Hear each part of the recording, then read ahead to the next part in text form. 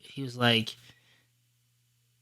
Mr. Vilenti, like, how do I, you know, is it okay to like my uncle more than my dad? Like it was like out of like left field. Like it was like one of those things that just was pressing on his mind. Yeah. He's like, is it normal? And I was like, it was like one of those moments where it was like, this kid like needs this. You know what I mean? Like he needs to have this conversation right now. Right. So like, and it was a good conversation, but I'm leaving there and I'm like, imagine like having that on your heart going into school every day and not really. And I was like, have you had a conversation with your dad about like how you feel and things like that? And he was like, no. I was like, do you feel safe? And no, he was like, I feel comfortable talking to you about it. But I'm just like, you just got a double whammy of like the layer of that. And then, that's heavy, man. You're more comfortable to talk to you. Yeah. Than, you know what I mean? Yeah. Wow. Yeah. And so like, even just sharing this story, like gives me goosebumps, right? Because it's like, man, like growing up, like I wish I had somebody in my life that was like, I could like talk to about these things. These kids come into school with so much, you know what I mean? Like so much on their mind. And we're asking them to walk in the line and while you're walking, or like sit up straight in your chair and raise your hand when you want to share something. And we're shutting kids down and like, and it's like. These kids are dealing with life. Yes. Yeah. And life that some of the people that are in the position to like help them or coach them or lead them have never experienced before. Yeah. Right? Absolutely. Which is crazy, right? To be able to put you put yourself you're in inner city school, and the teachers or the demographic is not that doesn't look like them. So how can I relate to someone that doesn't know what I'm going through, doesn't look like me, and now I have to trust you to teach me. And I'm going through the stuff that I'm going through at home, and I'm bringing it here, and you're like telling me to read this book, like Othello. Yeah, like that. No kids about Othello. Got no heat in my house. Just legit.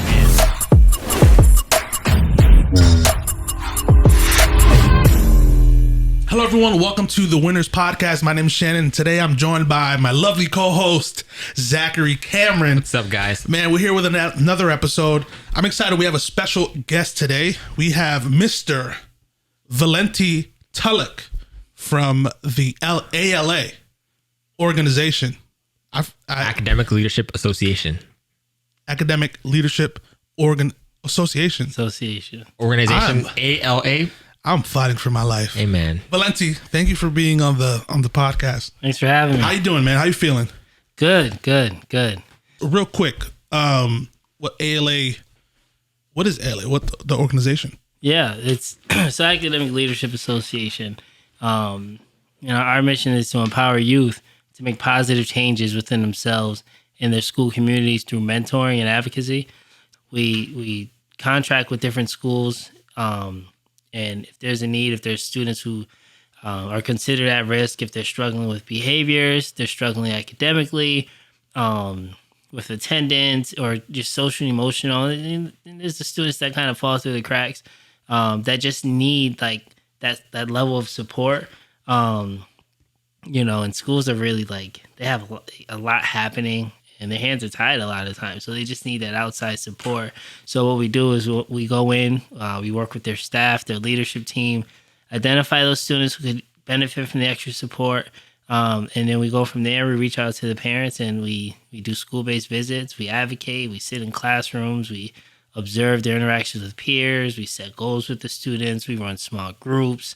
And we do a bunch of stuff. Like, we're really community-driven. We do a lot of things in the community that offers the kids, different experiences. The organization sounds amazing. What kind of made you? How'd you end up? You're the founder of the organization. How'd you get there? How'd you say, you know what, I want to start this organization? Walk me through that. Process. Yeah, I still remember like it was yesterday. So I started my just journey, right? Because I think God put me through all these different experiences and put these people in my life and gave me these different roles that, like, whether it's social work, I worked for the Key program before that. And then I got my master's in educational psychology with the focus was adjustment counseling. So once I got my master's in 2016, I went on to work in the schools. Right, so I got hired in Southbridge, and it was, man, like when we got there, it was like the principal's first year, who's amazing, who was actually a part of our church, but she was, it was just like this turnover of staff, and there was not a lot of time like spent in the classrooms. Let me say, like a lot of kids were like in the hallways, like like kids were going at it with teachers, like they were fighting on the playground. This is elementary school, and I remember, we're working on systems there, and the principal did a great job just developing systems and changing like how we like work with kids and like how we view our kids. But one of the administrators came up to me, and I'm a teacher at the time. She's like, "Hey, you should start like a mentoring program. Like the kids like gravitate towards you. Like, they like you. They're always in your classroom. They look up to you." So I ended up just starting like this like non-formal. Like it was like we had a few kids. We would check in with them every day, and then over time we just saw like the success of it, like the impact that it had like on the school, the culture and climate of the school, and relationships were improving. They used to say, like, Vilenti, like, your kids. But it was like, no, it's our kids. Like, so how can we work together to figure out how we can all support these kids? Because they, like, whatever I was doing, like, I was trying to help the teachers, like, with, like... You're bridging that gap, huh? Absolutely. Bridging that gap. And so, again, like, just to kind of fast forward a little bit, like, we saw the impact that it had on the school. I did it again next year, but like, it was more formal. We had point sheets. We had, we were planning things. So I did this every year. I was a PBIS coach at that school. I was a adjustment counselor, a climate and culture associate, an administrator, dean. So I had all these roles, but within those roles, I was, learning how to develop these systems in a school. Yeah. Right, I was leading these charges of like relationship building and like how to provide like positive behavior interventions and supports. Right, I was like the coach of that. Then COVID happened, and my wife, who is actually she graduated with her master's with an MBA. We kind of worked together. She came up with the name Academic Leadership Association. We created business plans, like we created an LLC all through COVID, right? Because we just had this time. Yeah, shout out to your wife. Yeah, shout out to your wife. Yeah, Gisele, she's she's like, it almost was like, all right, guys, like God put this on our hearts.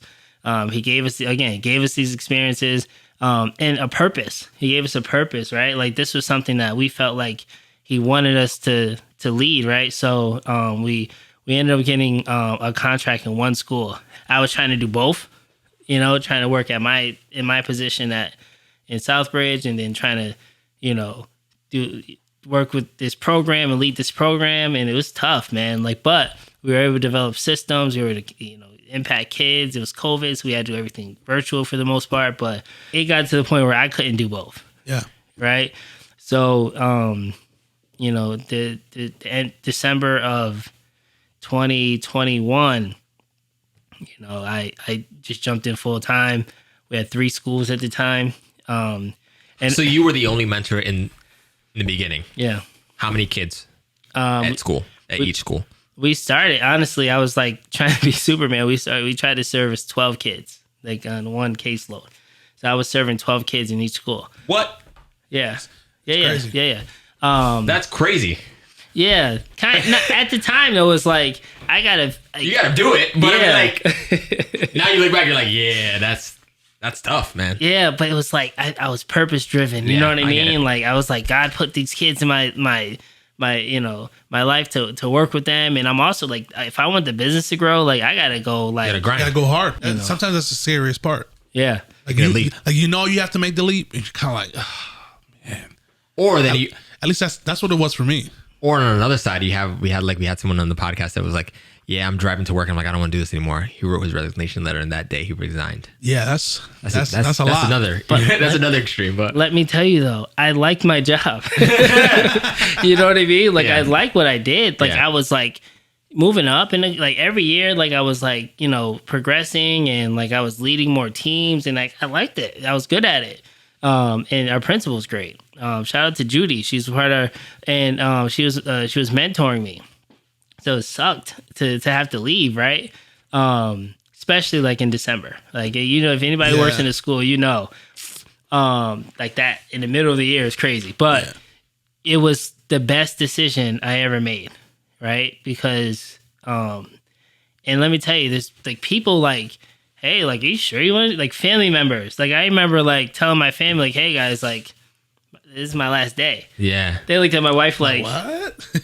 And everybody like looked at my wife like, is he okay? Like, they're like, all right, you know, like my mom, you know, like, let me know if you guys are gonna need help with this and that, and you know, everybody's like stressed around us, but I'm like, no, like, trust me, like, it's gonna like. When you have a God idea, right? It's like one of those things like it's not gonna fail. Yeah. Like I really felt like in my heart, like, and obviously there's moments where you're like, dang, of course, like, is this gonna work? Like, but you know, we worked the rest of that year. In 2022, that summer, you know, that work paid off. We ended up doubling that. We ended up being like 10 schools at the start of the 2022 school year. So it was like everybody's hearing there's a need, right? It's right after COVID. Like kids are struggling like socially, emotionally, and to have that, and like they're sharing their impact stories and how like the mentoring programs impact. The teachers are like, oh, we need this. Like, so it grew 10 schools. And then fast forward, we're in about 15 now. So across 5 different school districts. So how many mentors do you have? We have about, we just hired a few, but I think we're up to eight mentors on staff. That includes a clinical supervisor that we also have, and we have an after-school program coordinator. So the way the program is designed is we go into the schools.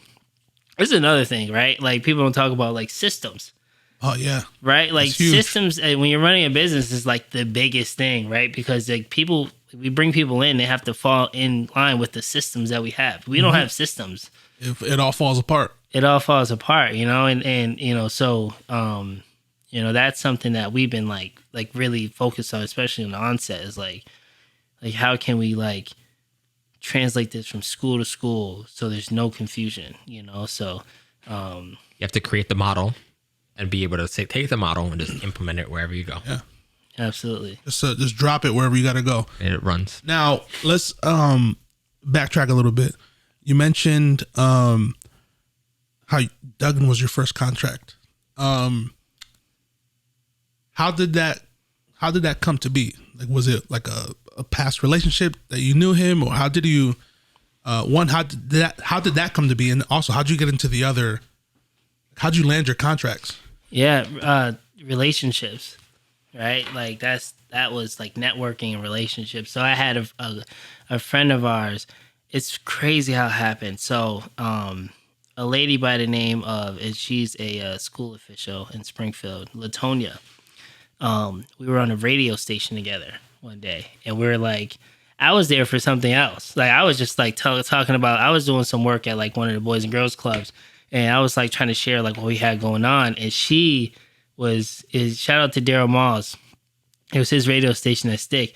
And we were just like on a radio station, like talking about like education, right, in the current state. And we kind of hit it off there. We stayed in contact. And one day I was like, hey, like I have this program. She was like, oh, let me introduce you to Mr. Calvanese. So we jumped on a Zoom together.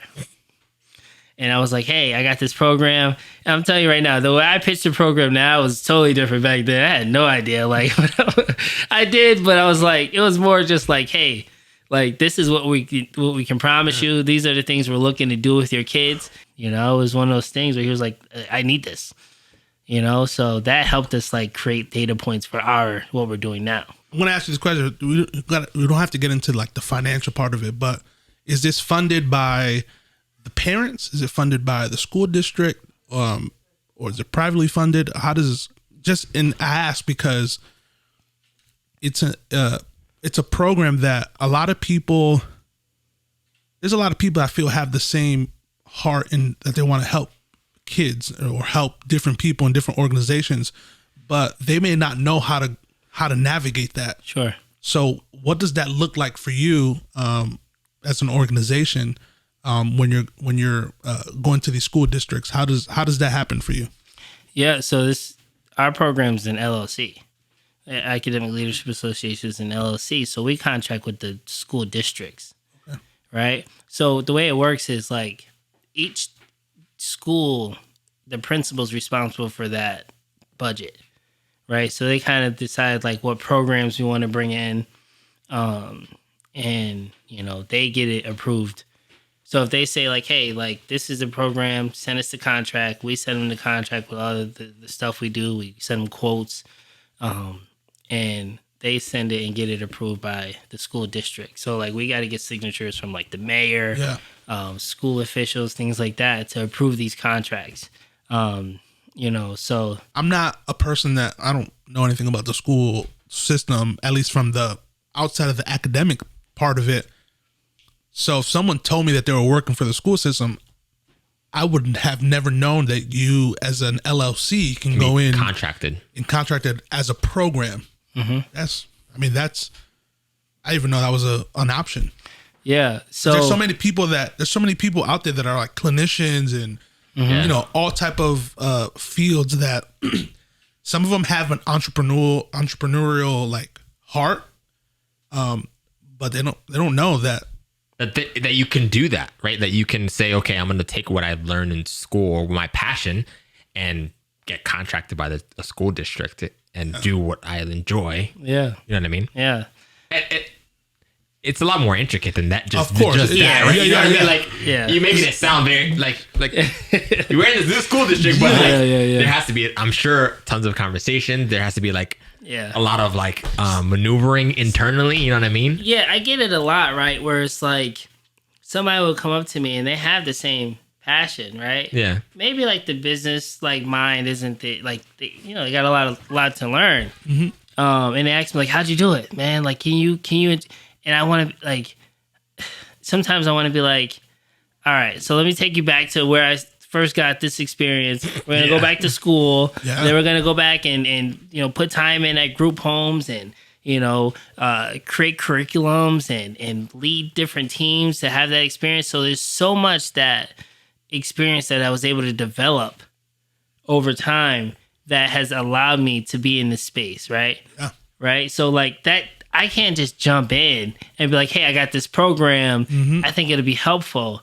There has to be something behind it. Yeah, like there has, again, the systems. Like there has to be like, and I always tell people like, listen, if you're just starting a nonprofit or whatever, like go like one thing I did was like I went into like the Boys and Girls Clubs like and just volunteered and did like I was like working with groups of kids and trying different curriculums out with them and like like seeing how things work and seeing how like that's the stuff that like that experience like helped me. You know what I mean? People, I don't want to volunteer. I don't want to do internships. When I was in college, I had like 3 internships at one time. You know what I mean? And shout out again to my wife for holding down because we had one kid at the time. We were seniors in college at Westfield. And I was like interning at the probation's office. I was interning at DCF. Unpaid internships. Unpaid.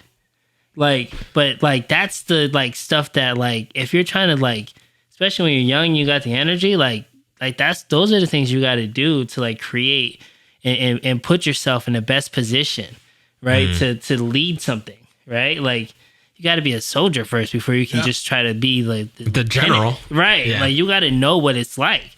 And the best part is like I'm in the trenches now with the mentors. Like I love this work, so like that's the best, that's the best way. So let me ask you a question, right? So you're in the trenches right now with the with your mentors that are part of your ALA.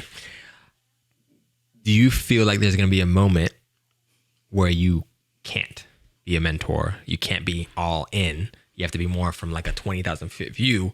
And how do you feel you're gonna be when that moment comes? Yeah, that's a great question, Zach. And I think like that's like the goal, right? It's like, and one thing I'm working on now is like developing different trainings to like help like create more of me's. Not to sound like No. You need to duplicate yourself. You gotta multiply yourself. Yeah. right. And so one of the biggest things I struggle with is like trusting that they're doing the work that at the level. Because sometimes I look at it from my lens, like, well, why didn't you do this? So why didn't? But I got to sit back and be like, oh well, they have their own little spin on it, but like they're doing all right. So I got to trust that the systems again are 100% working, and we have systems in place to, like, we have the clinical supervisor, we have the program coordinators for the after school sessions, right? We have, and as we grow, we can start to hire people full time. Yeah. That's one thing that can change a lot, is like having full time staff fully committed to, because we only have part time staff right now. Fully committed, have more time to work in more schools, so I can step out and kind of like be like work with all this, kind of like check in with all the schools rather than being in there the whole time. Yeah, the reason why I asked that, because I sat in on one of your schools, and I saw how we were in the school, and he had a meeting with the principals, guidance counselors, the superintendent was there that we didn't even think was going to be there, which was kind of cool. And I saw how he facilitated the meeting, and then I asked him a question afterwards. He asked me a question. What did I think? I was like, it's fantastic, but are you doing it or are the mentors doing it? Right? Yeah. And he said, I am.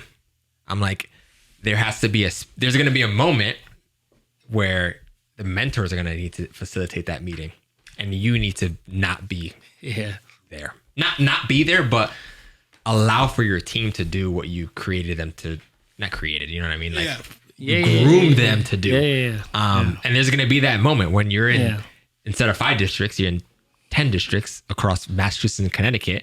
You're not going to be able to be all over the place. Yeah. So creating that system, scaling, right? You talk about you're going to be scaling your business, scaling your business to a point where, man, if you're not there, it's running. Yeah. Running the way that you want it to run. Yeah. Like the great Joel Embiid said, you got to trust the process. Absolutely. And trust the systems. The great's a stretch, but I just wanted to say, I was going to say the psalmist, but he's just a basketball player. So yeah, maybe he's a psalmist. Maybe he does worship the Lord in his private time. Anyways. Sidebar. So we'd be doing some sidebars here. Yeah. What I like about ALA is that it's necessary. Yeah. It's necessary, especially with this generation growing up. How do you deal with burnout?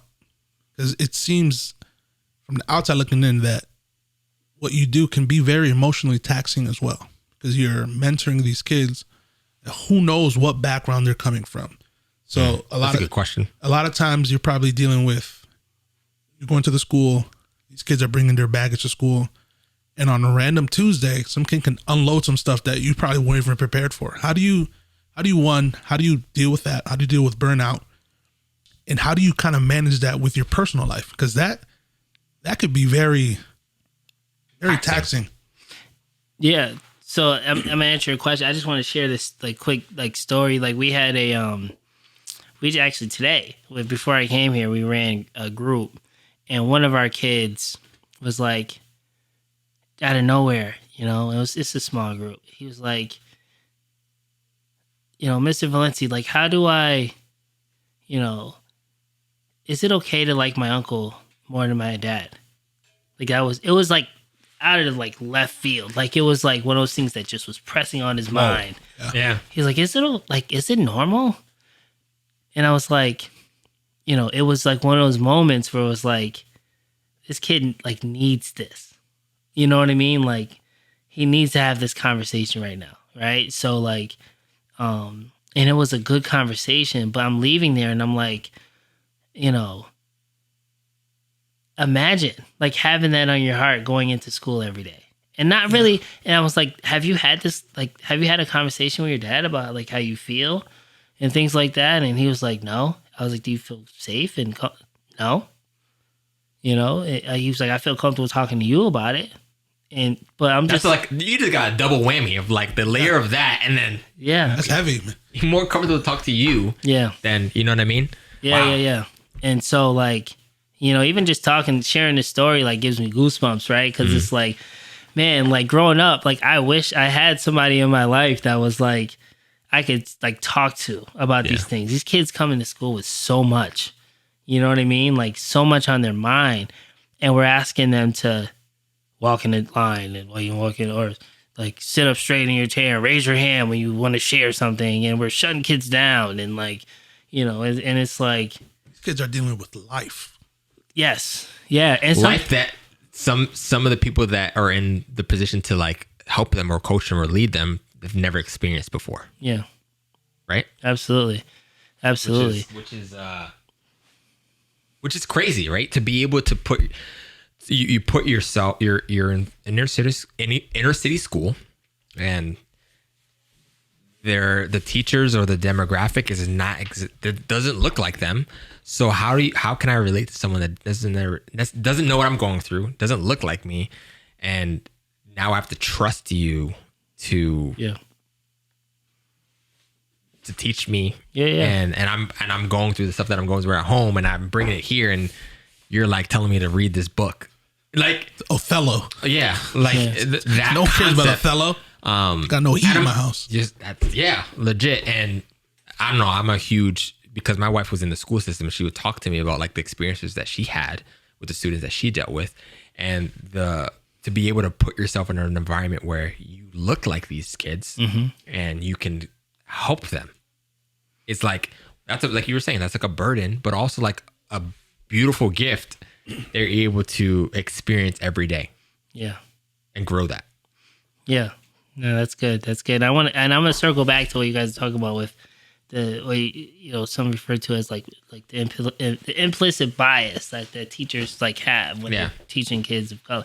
But so how do I deal with like burnout, right? So like that's a good question, right? Because Shannon, one of the greatest things I've been blessed with, like in the past 6 months, or I'd probably say 3 months, is like like through the church they offered small groups, and one of them was like with Pastor Eli, and it's like a men's group, like a man, and we talk a lot, and that conversation came up, right? Because it was like I came in there and I'm like, man, like it was a tough day, like I'm bouncing around to different schools and there's just a lot happening.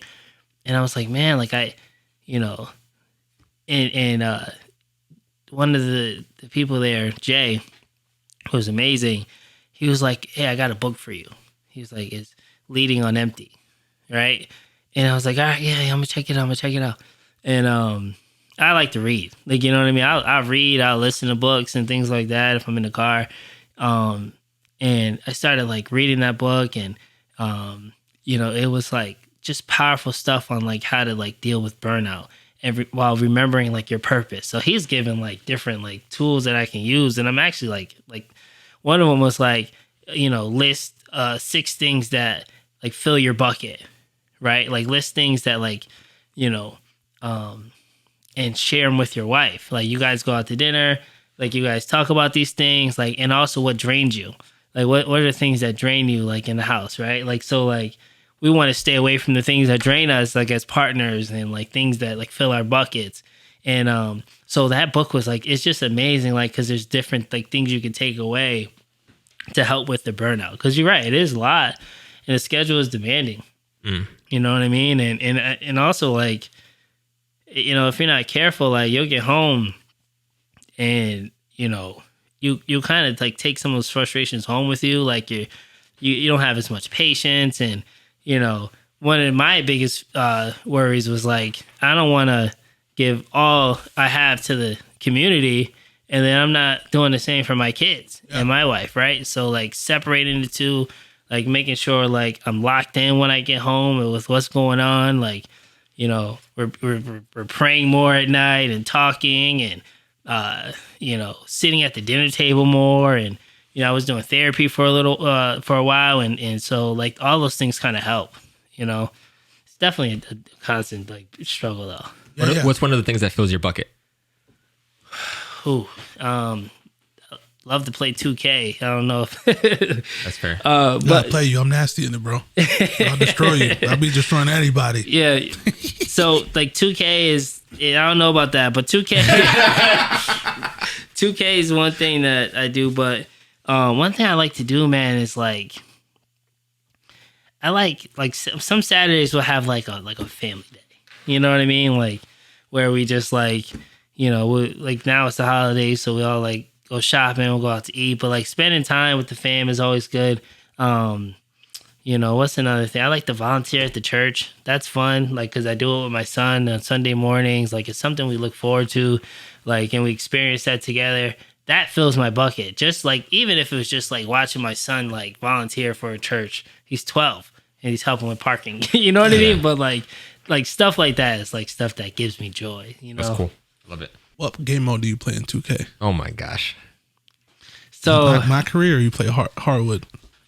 So it's funny, right? But like I haven't even started in my career yet. I hate my career. I normally play my career, but this year I don't like it. So like right now, and this is so I like me and my brother, we usually do a league, right? So every year we'll start like a league, we'll do like a fantasy draft. Oh wow. Yeah, and like we'll That's fun. Yeah, so we schedule our games. We got to play against each other. We're in different conferences, and then we meet in the championship. And if he's listening to this, every time we get to the championship, he disappears. I'll go up like 2-0, like best of 7 series, and like 3-0. He'll never finishes. Without a doubt, every year he never finishes the league. So I'll do that, or I'll play online. Like I'll do I'll play just like online, like against other people. Like I started playing online because I've been playing my career, and that's what I always play. But this year I do not like it. I do not like it. You guys need to play 2K and record it. Yeah, I don't play video games. Yeah, you played 2K for a little bit. I used to destroy you though. I played when COVID happened. I bought an Xbox. I probably played it like 6 times, 7 times, and it was probably all with you. Man, for me, man, video games, it's kind of my outlet, and not necessarily the video game. I've noticed that I enjoy more talking with the guys while playing. Yeah, because we'll get in the party, and sometimes I'll just stop playing. We're just talking. Yeah, really? And we're just catching up, making jokes, whatever. And I'm like, oh man, it's 11 o'clock. I gotta go to sleep, man. We just end up talking. That's funny. But it's one of those creative outlets. That's cool that 2K fills your bucket. Yeah.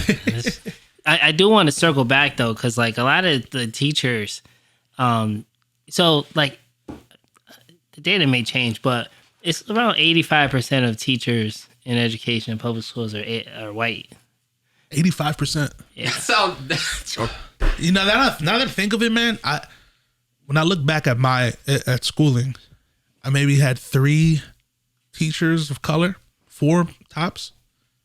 That's wild. If I include Spanish teachers, 85%. So I'll ask you guys, because Rita Pearson did like a TED Talk, and she talks about like being champions for kids. Like every kid deserves like a champion in their life when they're, going through school, and like somebody that's just like takes a liking to them, like looks out for them, and goes the extra mile, may check in with them and help them, with career stuff. And I'll ask you guys, like, did you have a champion, somebody that looked out for you in your educational experience? Yeah, I think in high school when I was in ROTC all 4 years, and I had Sergeant Arline. He was from Louisiana. He was a good dude.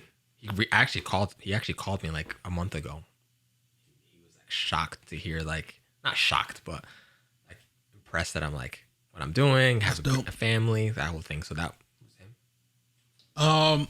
I remember 8th grade, I had one teacher that somehow he was able to talk to me, because by that time, I think I was in 7th or 8th grade.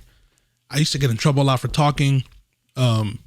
I was a talking bug. Like, Really? yeah. Like the teacher would be teaching, I'll be talking to people. Like, Couldn't see that. it was wild. But this teacher, his name is Mr. Cass.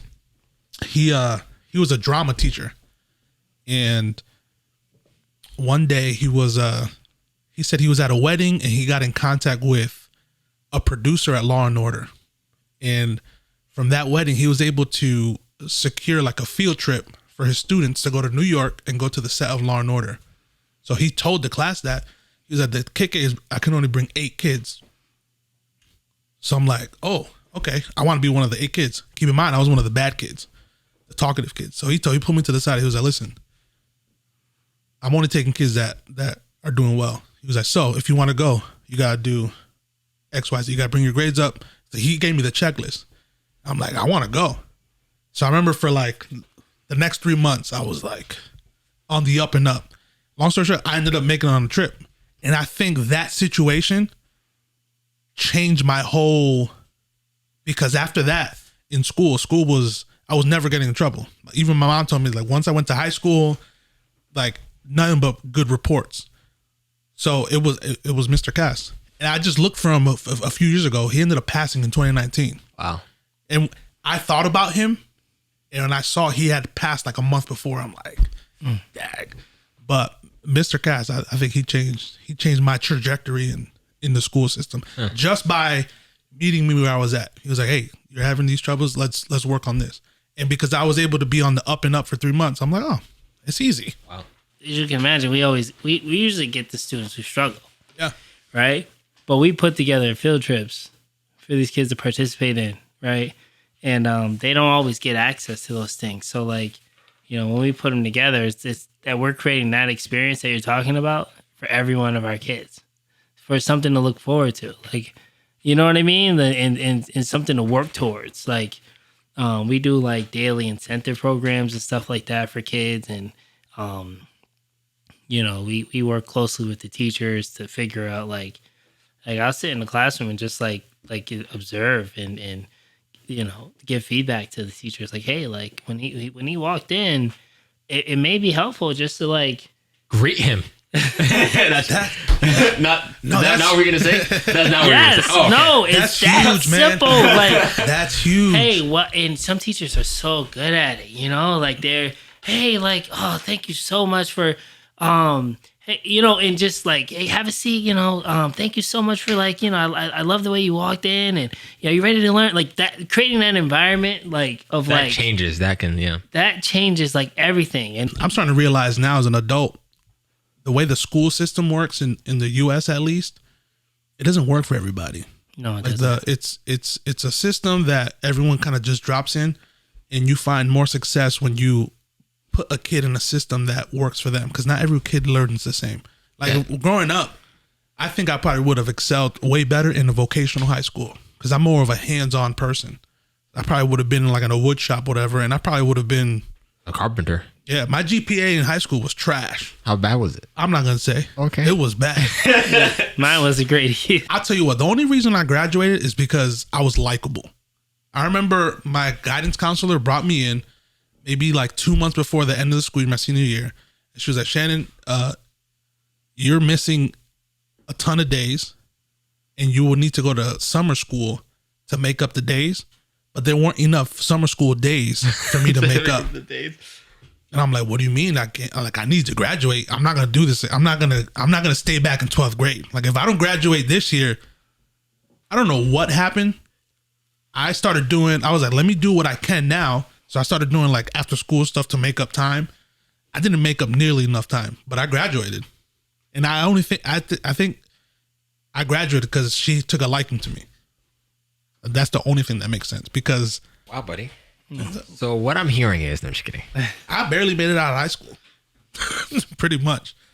Look at you now, buddy. So one thing we learned is, like, the program's evolving. That's the best part about, like, running a business. It just continues to evolve. We learned that, like, for the first couple of years, we're working with the students. We're helping them, we're building them up, developing strategies with them, and supporting them. And then they'll go back into the classrooms, the environments, and like sometimes it'll be like they're going back to the same teacher they're struggling with. It's a disconnect. Right. So again, we're trying to build that bridge that gap. And so one thing that we started offering this year, and we're in 3 schools doing this now, professional development for teachers on like relationship building 2.0. That's great. And we're talking about like the implicit bias, conversation. This month we're doing deep listening. We did the difference between a relationship and a learning alliance. Really like taking that relationship that you do have with kids and like, taking that to the next level and pushing them academically.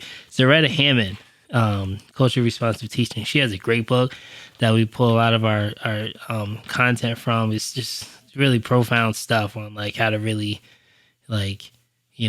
develop those deeper relationships. In middle school, I had a teacher that he was just a jerk. And I remember I wouldn't ask a question in the class because he was always like upset, it seemed like. So anytime someone asked a question, he would like lash out. I was like, what do you mean? So I remember I had told my mom, because I was failing the class. I was like, Mom, this guy's, I don't know what's wrong with him. He don't like me. And my mom was like, what do you mean he don't like you? I'm like, nah, he don't like me. Like every time I asked a question, he would kind of just, and I think it was just as an adult, I still think he didn't like me, but it could have just been he hated his job and whatever the situation was. But he used to take it out on the kids, like with an attitude. Yeah, I mean, a part of that, like your job, to like as a teacher, and I hate to even just like label it a job, but a part of like your craft is like some of the best teachers do something where they create a sense of belonging. Yeah. For kids, right? And they create a space or offer a space for kids to like ask questions. Like that's like, so when you ask like the question, like experience or like school, right? Like it's like the experience is like, like that's the, like how are you going to learn just from sitting and listening to a lecture the whole time? Yeah. It's hard. I don't learn that way. Like I like experience, so. Man, that's good, man. Cause some of these teachers, they need that help. They need interpersonal skills because not everyone has that. No, and I will say too, and something I'm saying, like we gotta learn how to say our kids like how to pronounce their names. Oh my God. Like we're in December now. Like we should. Some people don't try, especially with some ethnic names. Like I get Some it. names are tough though. Yes.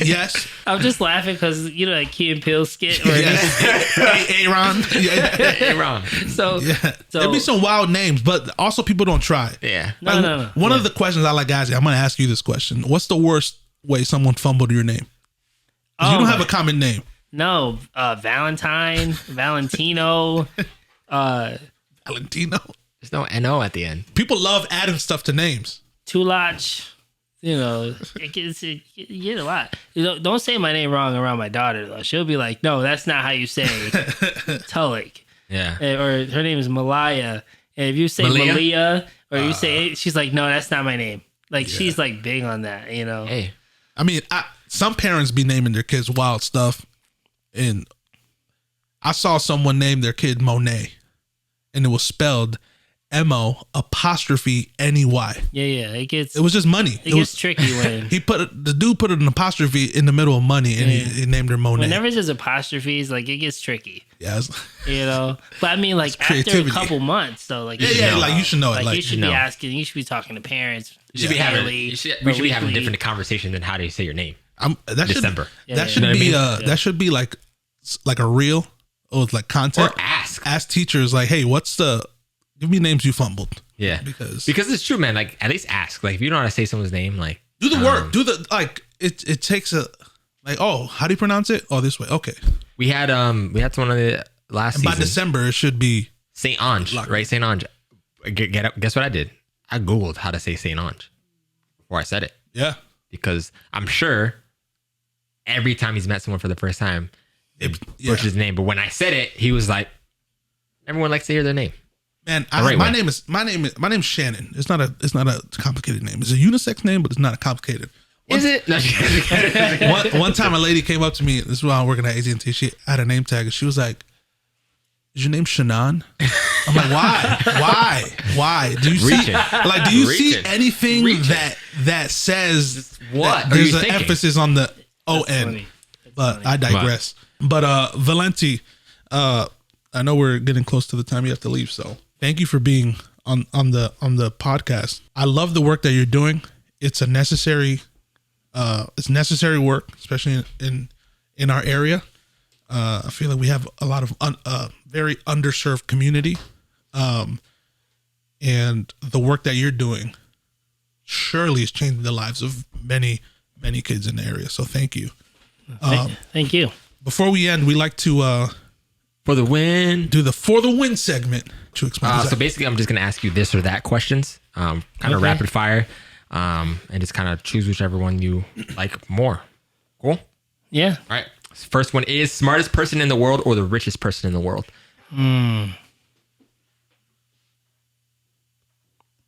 It's rapid fire, right? Mm-hmm. Dang. That was slow. This is tough. Well, I probably like the smartest person in the world because, like, I don't know. Vilenti, you can't explain. Okay. Can't explain. Smartest person in the world. All right. French fries or onion rings? French fries. Photos or videos? Photos. Painful truth or comforting lie? Painful truth. Seeing the future or changing the past? Seeing the future. Video meetings or in-person meetings? In person. Education or experience? Experience. Okay. I'm surprised by that one. Yeah. You You know. can't explain Okay. roller coasters or water slides? I don't do either. Really? No. All right. No. I don't. Driving fast or He's got driving trust slow? issues. Yeah. Driving fast. Okay. As long as you're charged. Pizza or Chinese food? Pizza. Pizza. Okay. Valenti, thank you Thanks again, for man. coming on the podcast. Guys, reach out to Valenti. We'll include his contact information in the video in the description. But for that, we'll see you guys See you guys next later. week.